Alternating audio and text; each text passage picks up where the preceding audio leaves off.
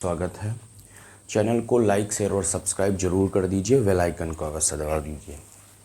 कल हमने आपको एक वीडियो बनाई थी जिस पर आप लोगों ने लगभग 450 से 500 लोगों ने अपना प्यार दिया। इसके लिए आपको बहुत बहुत धन्यवाद।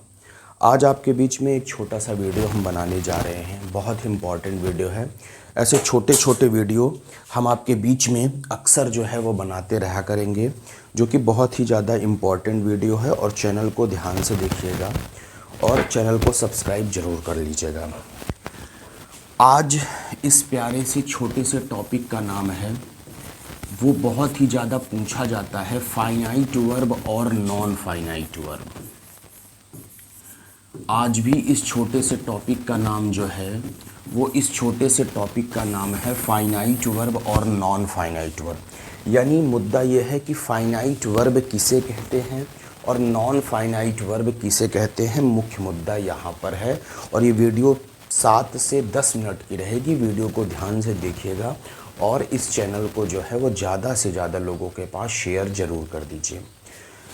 अब इस फाइनाइट वर्ब और नॉन फाइनाइट वर्ब को पढ़ने से पहले हमने कल एक चीज़ बताई थी, आपको एक चिड़िया समझनी पड़ेगी वर्ब नाम की।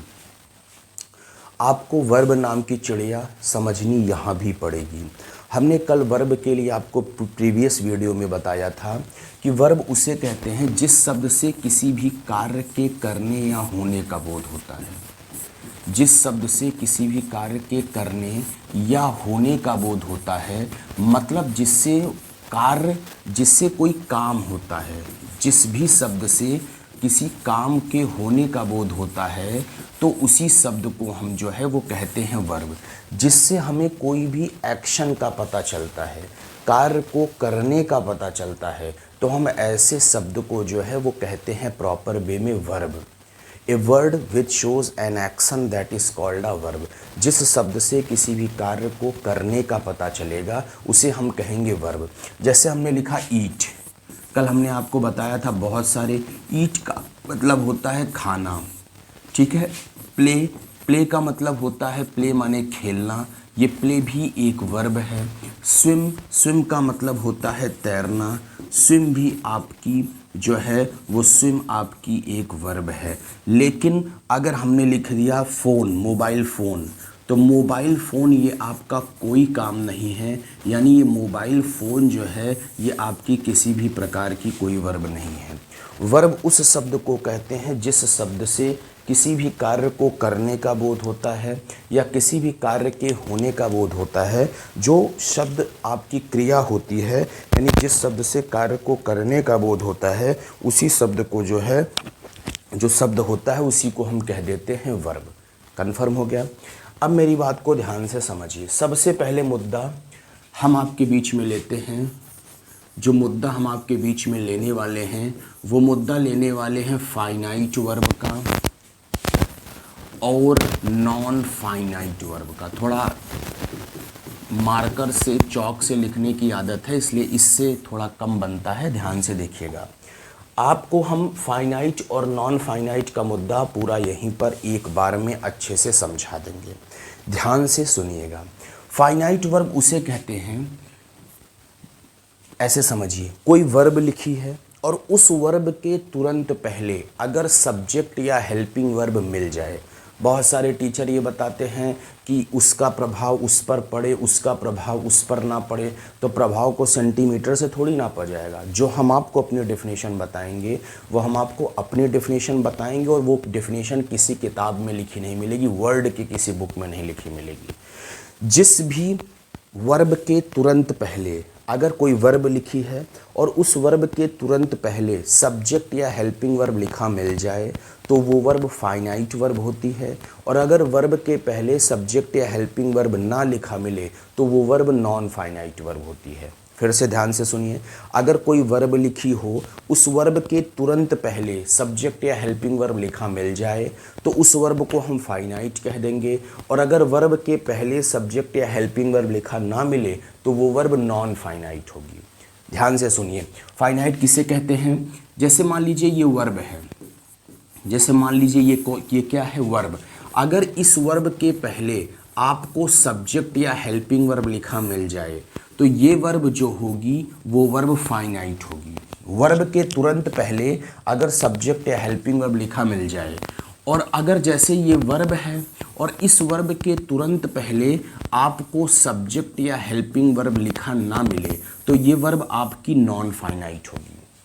यही डेफिनेशन को आप ऐसे कह सकते हैं कि जिस वर्ब के तुरंत पहले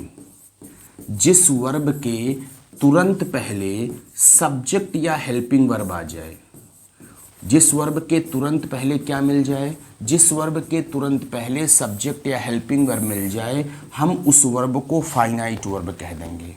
हम उस वर्ब को कौन सी वर्ब कहेंगे? Finite verb.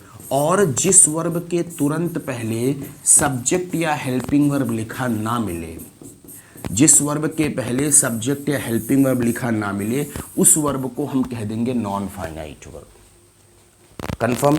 फिर से, जिस वर्ब के तुरंत पहले सब्जेक्ट या हेल्पिंग वर्ब लिखा मिल जाए वो वर्ब फाइनाइट होगी, और जिस वर्ब के पहले सब्जेक्ट या हेल्पिंग वर्ब लिखा ना मिले वो वर्ब नॉन फाइनाइट होगी। आइए हम आपको समझा देते हैं एक एग्जाम्पल के साथ। एक नहीं, बहुत सारा एग्जाम्पल हम आपके बीच में रखने वाले हैं। सी is doing her work.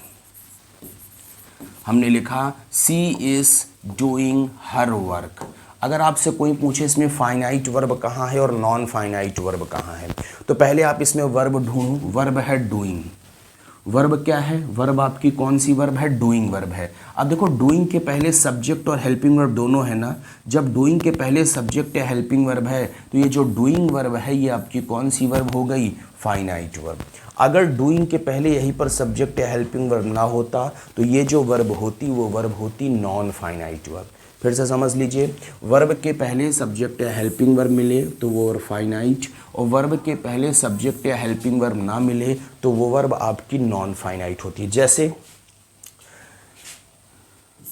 C went to market, she went to market to buy a pen. Verb जितनी है सब वर्ब ढूंढो। सी वेंट टू मार्केट हमने लिखा, she went to market to buy a pen. अब आपसे पूछे इसमें कहाँ वर्ब है, तो एक वर्ब क्या है? एक वर्ब आपकी हो गई वेंट, और एक वर्ब है टू बाई। इसमें दो वर्ब है, ना तो सी कोई वर्ब है, ना तो टू मार्केट कोई वर्ब है, ना तो ए पेन ए कोई वर्ब है, ना तो पेन कोई वर्ब है। अब आप यहाँ पर देखो, वेंट के पहले सब्जेक्ट है ना। जब वेंट के पहले, ये वेंट क्या है? सी क्या है? सब्जेक्ट। वेंट के पहले जब सब्जेक्ट है तो ये वेंट जो हो गई ये कौन सी वर्ब हो गई? फाइनाइट वर्ब हो गई। लेकिन आप यहाँ देखो, टू बाई के तुरंत पहले यहाँ पर कोई सब्जेक्ट या हेल्पिंग वर्ब है? बताइए, टू बाई के पहले कोई सब्जेक्ट या हेल्पिंग वर्ब है? नहीं। जब टू बाई के पहले सब्जेक्ट या हेल्पिंग वर्ब नहीं है तो ये वर्ब आपकी नॉन फाइनाइट वर्ब हो गई। बड़े बड़े टीचर इसी डेफिनेशन को कहते हैं कि जिसका प्रभाव पड़े सब्जेक्ट और हेल्पिंग वर्ब का, जिस पे प्रभाव पड़े, यानी जो पास में हो वही आपकी फाइनाइट हो, जो पास में ना हो वही नॉन फाइनाइट वर्ब है। कंफर्म? जैसे हैविंग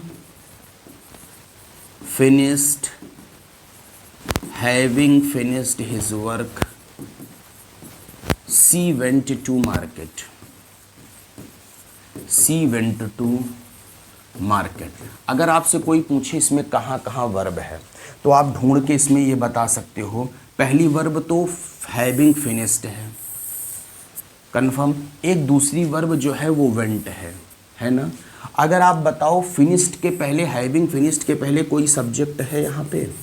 बताओ, कोई सब्जेक्ट है? नहीं है। जब कोई सब्जेक्ट नहीं है तो ये वो जो वर्ब बनी ये वर्ब आपकी बन जाएगी नॉन फाइनाइट वर्ब। कौन सी वर्ब बन जाएगी? Non finite. बताओ, वेंट के पहले सब्जेक्ट सी है ना। जब वेंट के पहले सब्जेक्ट सी है तो यहाँ पर ये बन जाएगी आपकी फाइनाइट वर्ब। अगर किसी वर्ब के तुरंत पहले सब्जेक्ट या हेल्पिंग वर्ब मिलता है तो वो वर्ब फाइनाइट होगी, और किसी वर्ब के पहले सब्जेक्ट या हेल्पिंग वर्ब नहीं मिलता तो वर्ब सीधा सीधा नॉन फाइनाइट होगी। क्लियर हो गया? जैसे बहुत सारे एग्जाम्पल हैं, जैसे इसका एक एग्जाम्पल हम आपको देते हैं। जैसे हमने लिखा seeing a lion he ran away. Seeing a lion he run away. कोई आपको कभी नहीं फंसा सकता, मैं इस बात की गारंटी देता हूँ। हमने लिखा seeing a lion he run away, इसमें वर्ब ढूंढो। एक वर्ब कहाँ है? सीइंग। एक वर्ब कहाँ है? Run away. सीइंग के पहले कोई सब्जेक्ट है? नहीं है। जब सीइंग के पहले कोई सब्जेक्ट नहीं है तो ये वर्ब जो होगी, ये वर्ब आपकी होगी नॉन फाइनाइट वर्ब। ये वर्ब कौन सी होगी? Non finite verb. Run away के पहले कोई सब्जेक्ट है? जी हाँ, ही सब्जेक्ट है। तो ये जो वर्ब बनेगी, ये वर्ब आपकी बन जाएगी फाइनाइट वर्ब। क्लियर हो गया?